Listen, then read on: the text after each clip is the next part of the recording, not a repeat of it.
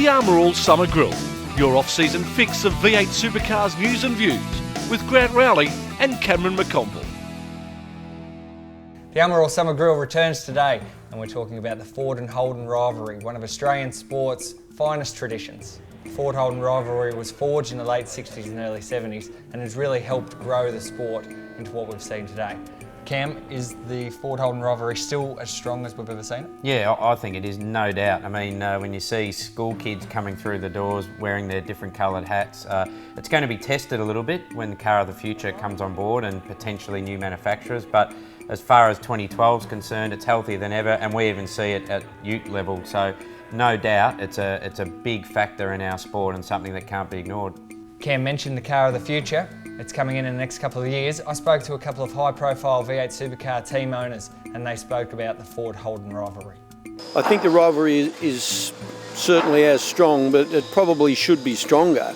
But having said that, of course, we've got a lot more nationalities in the country today. People drive different sorts of cars.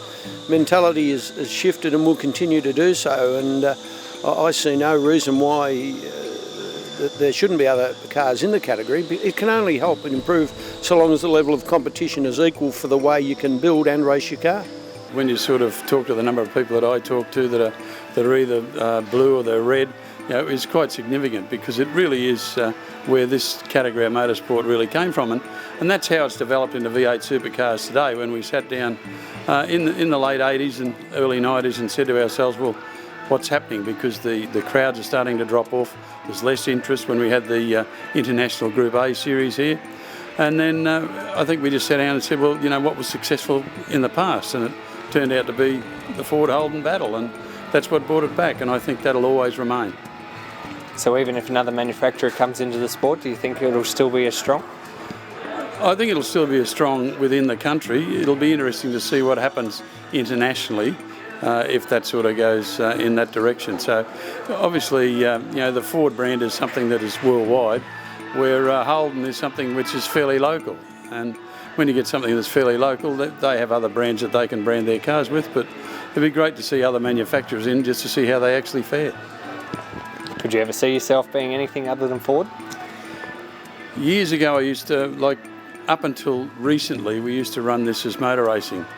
Now it's being run as a business, and motor racing is second. There you go, fans. Dick Johnson might not be as loyal to the Ford product as some might have hoped. Cam, I guess that's a sign of the times, though. Oh, it is. Commercial reality, Grant, is that, you know, it's a big budget operation to run two cars in V8 Supercars. The support from Ford that he's enjoyed probably isn't quite at the level it used to be. And it'll be interesting if a manufacturer, perhaps an Asian manufacturer, knocked on Dick's door, what brand we see on the windscreen strip in 2013, because he's pretty much stated that he'll consider all offers.